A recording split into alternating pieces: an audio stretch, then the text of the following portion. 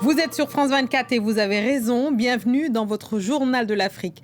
À la une ce soir, le Maroc, une semaine après le séisme qui a fait près de 3000 morts et plus de 5000 blessés. Nous irons dans les villages reculés du Haut-Atlas, parmi les zones les plus durement touchées par le tremblement de terre. Reportage à suivre. À quelques jours de l'Assemblée générale des Nations unies, la RDC a présenté un nouveau livre blanc qui recense la tragédie humanitaire dans l'est du pays, causée par le Rwanda et que les Congolais accusent de soutenir la rébellion qui sévit dans cette partie de son territoire.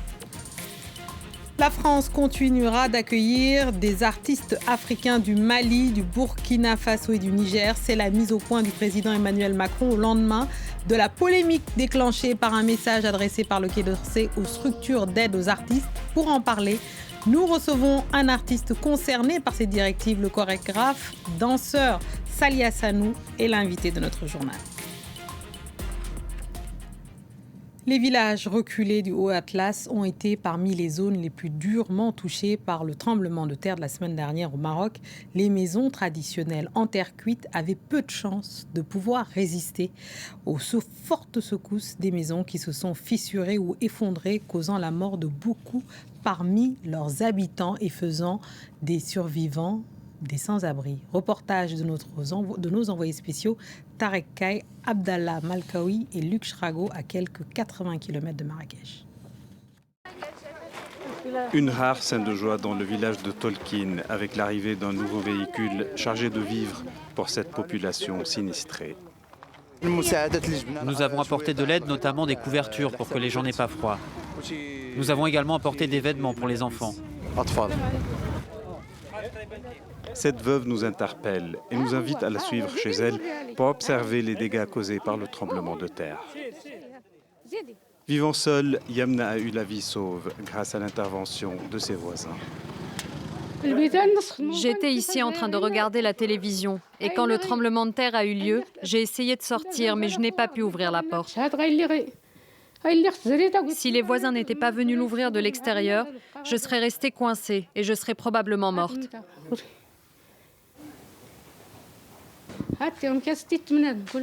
Comme vous le voyez, toute la maison est fissurée. Il ne reste plus rien et il n'y a personne pour m'aider.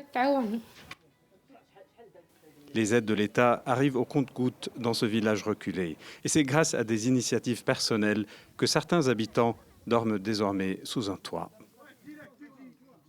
Nous distribuons des tentes aux gens pour qu'ils aient un endroit où vivre. Ils n'ont plus rien. 3 personnes sont décédées à Tolkien et beaucoup d'autres miraculés sont sortis indemnes de ces maisons en terre cuite. Autre pays, autre catastrophe en Libye, 40 000 personnes déplacées selon l'Organisation internationale pour les migrations dans les régions balayées par la tempête Daniel dans le nord-est du pays. Les secouristes et volontaires s'activent à la recherche des milliers de personnes portées disparues à Derna, ville côtière meurtrie par la tempête et les inondations. On passe à la RDC où il est aussi question de catastrophe humanitaire. Le gouvernement a présenté un nouveau livre blanc recensant, je cite, l'ampleur de la catastrophe humanitaire dans l'est du pays, une zone en proie aux violences des groupes armés depuis 20 ans. Avec ce document présenté à la veille de l'Assemblée générale des Nations unies, les autorités congolaises entendent une nouvelle fois dénoncer le Rwanda accusé de soutenir les rebelles du M23. Les précisions de notre correspondante Aurélie Bazara Kibangula. C'est un plaidoyer pour une tragédie oubliée. C'est en ces termes que le gouvernement a présenté son livre blanc qui documente, selon eux, la crise humanitaire dans l'est du pays. Alors, selon les autorités, plus de 2 millions de personnes ont fui les violences des groupes armés. 357 écoles n'ont pas pu ouvrir leurs portes cette année. Mais surtout, les ministres ont insisté. Le Rwanda, disent-ils, doit arrêter son soutien au M23, un groupe rebelle qui occupe de larges parties de territoire dans le nord Kivu depuis plus d'1 an. Nous avons apprécié récemment les prises des positions de l'Union européenne et du gouvernement américain qui ont sanctionné 2 officiers rwandais. C'est un bon début. Et cet effort doit se poursuivre à la lumière du rapport de groupe d'experts des Nations Unies pour sanctionner tous les officiers qui agissent pour continuer à s'aimer l'insécurité et la terreur dans l'Est de la RDC. Ce plaidoyer est stratégique. Il est lancé à quelques jours de l'Assemblée générale des Nations unies. Alors le président Tshisekedi devrait y participer et selon son entourage, il compte bien interpeller les Nations unies sur la question du Rwanda, accusé de soutenir le M23. Un soutien confirmé par les experts de l'ONU, mais que Kigali continue de démentir. Alors l'année dernière, à la tribune onusienne, le président Tshisekedi avait déjà dénoncé, je cite, l'agression rwandaise, appelant à des actions collectives vigoureuses. Un appel resté, selon les autorités congolaises, sans réelle réponse.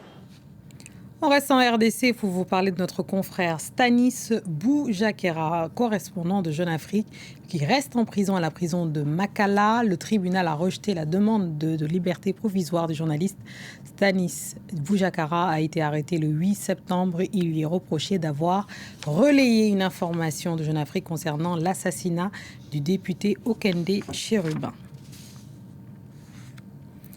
Des funérailles nationales ce samedi en Afrique du Sud en l'honneur de Mangosuthu Buthelezi, décédé le 9 septembre dernier à l'âge de 95 ans.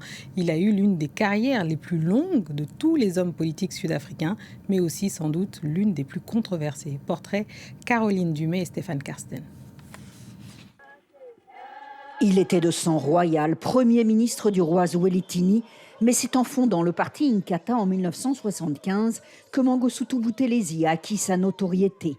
Un parti nationaliste qui n'a pas collaboré longtemps avec l'ANC.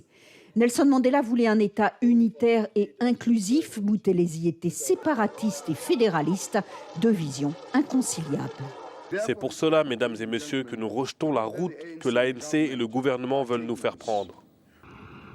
La rivalité entre les deux partis a été sanglante dans les années 90. Des milliers de militants sont morts et il aura fallu de longues négociations pour établir le calme dans la province Zoulou. Appelons notre peuple à cesser toute attaque les uns contre les autres. C'est une semaine seulement avant le scrutin que Buthelezi décide de participer en 1994 aux premières élections multiraciales. Pour cet ancien membre de la commission Vérité-Réconciliation, c'était aussi pour s'assurer de l'amnistie de ses troupes accusées de violence. Selon le rapport, certains bataillons de l'Inkatha étaient même financés et entraînés par les forces de l'apartheid. Buthelezi a toujours eu un double jeu. Et il faut dire qu'il était un prétexte parfait pour le régime de l'apartheid. Cela permettait de dire que tout le monde ne soutenait pas l'ANC en Afrique du Sud. Fin diplomate, Buthelezi a été plusieurs fois ministre de l'Afrique du Sud post-apartheid. Aujourd'hui, l'Inkatha ne représente pas plus de 5% des votes, mais pour cet analyste, l'ANC a tout intérêt à rendre hommage aux dignitaires zoulous pour ne pas se mettre à dos son électorat. Peut-être que l'Inkatha n'apparaît pas comme un acteur significatif, mais le parti est important au niveau des gouvernements locaux et il peut être un partenaire de coalition. Mangosuthu Buthelezi est mort frustré selon ses proches. Il rêvait sans doute d'un destin différent. Son peuple, en tout cas, lui rendra un hommage national. Allez, venons-en à présent à cette directive qui agite fortement le milieu culturel africain et français depuis hier. Tout est parti d'un courrier envoyé par le ministère français des Affaires étrangères aux directions régionales des affaires culturelles pour leur dire de stopper toute coopération avec les artistes venant du Mali, du Burkina Faso et du Niger. Depuis, et face au tollé, le président Macron s'est exprimé et a fait une mise au point en affirmant que la France continuerait évidemment d'accueillir les artistes de ces trois pays. Pour en parler, nous retrouvons un artiste burkinabé parmi les plus brillants de sa génération. Salia Sanou est danseur et chorégraphe. Il est justement en répétition au spectacle à Montpellier avec sa troupe, la Compagnie des Mouvements Perpétuels. Salia, merci de nous rejoindre. Vous êtes un artiste burkinabé, chorégraphe africain vivant et travaillant entre Ouagadougou et la France. Et le monde entier, d'ailleurs, votre compagnie produit des spectacles qui se jouent un peu partout. Quelle a été votre réaction à l'annonce de cette information ? Oui, ma réaction a été l'incompréhension, bien sûr. Je n'ai pas du tout compris pourquoi cette décision qui met en mal des décennies de relations, des décennies de partenariats et de projets portée à la fois par des structures françaises, africaines, burkinabées, maliennes, nigériennes. Et défaire tout ça en 1 minute, j'ai trouvé ça inquiétant. Et voilà, je ne comprends pas pourquoi cette décision. Et alors, quel impact, soyons concrets, quel impact une telle décision peut-elle avoir sur votre travail? Oui, il y a un fort impact sur mon travail, aussi bien sur le travail de tous les artistes qui vivent sur ces territoires-là. L'impact pour moi, c'est d'abord des tournées qui engagent des artistes interprètes venant de ces pays et qui ne pourront pas tout simplement bénéficier d'un visa pour pouvoir venir tourner, s'exprimer librement et avoir un dialogue avec les populations d'ailleurs. Et c'est aussi l'impact, bien sûr, aussi pour les structures françaises qui accueillent ces propositions artistiques venant d'Afrique. Et l'impact est doublement ressenti aussi pour moi au Burkina Faso, le centre chorégraphique que j'ai créé avec Seydou Boro, que nous dirigeons depuis un moment. Et ce lieu aussi va être impacté. C'est un lieu de rencontre et d'échange. Des artistes burkinabés, africains, et européens, français viennent là aussi pour échanger, rencontrer, s'ouvrir sur le monde. Et cet endroit va être aussi impacté par cette mesure. Et ce lieu, c'est vrai, il est soutenu par l'État burkinabé, par la municipalité de Ouagadougou et par des partenaires dont la France. Et suspendre ces financements pluriels. Et moi, je tiens à cette pluralité des subventions et ça met en mal tout ce travail aussi abattu depuis des années et des années. Et alors, dites-nous, vous avez entendu quand même, le président Macron a fait une précision, il dit qu'il ne faudrait pas non plus retourner la charge de la faute qui serait du côté des putschistes, selon lui, dont le Burkina Faso, qui attaquent la culture chez eux et la culture française. Qu'en dites-vous? Oui, je pense que ce dont on ne parle pas assez, c'est ce qui se passe sur ces territoires-là.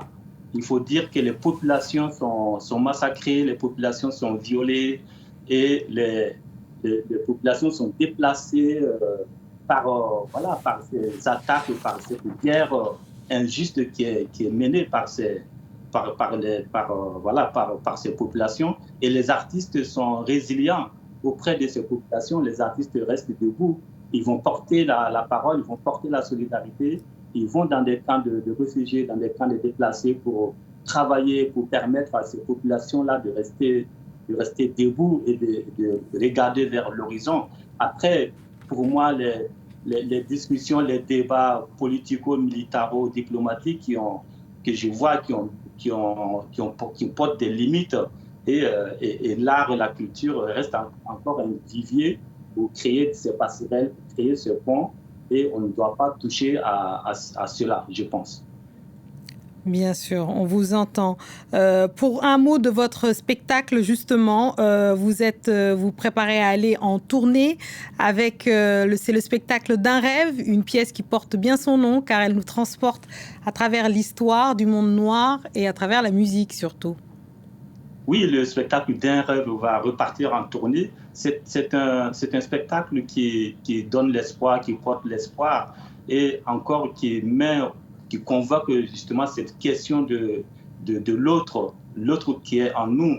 Et moi, je pense que ce monde, où qu'on soit, on ne peut pas vivre à vase clos, que ce soit en Afrique, que ce soit en Europe. On a besoin des uns et des autres pour être là, pour être présent et pour porter des messages.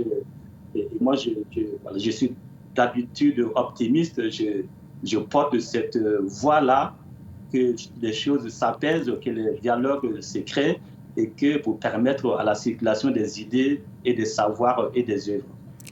Bien sûr. Merci beaucoup, Salih Hassanou, pour votre intervention. On vous laisse évidemment à vos répétitions et on vous souhaite malgré tout une très belle tournée. Merci beaucoup, Salih Hassanou. Et toujours sur le sujet, on nous a fait savoir que le Burkina Faso a décidé d'expulser l'attaché militaire de l'ambassade de France à Ouagadougou, accusé d'activités subversives, lui donnant 2 semaines pour quitter le pays. L'accusation d'activité subversive est évidemment fantaisiste, a déclaré à l'AFP une porte-parole du ministère français des Affaires étrangères. C'est la fin de cette édition du Journal de l'Afrique. Merci à tous ceux qui nous ont suivis, de Ouagadougou à Niamey en passant par Bamako. Restez avec nous car l'actualité continue sur France 24.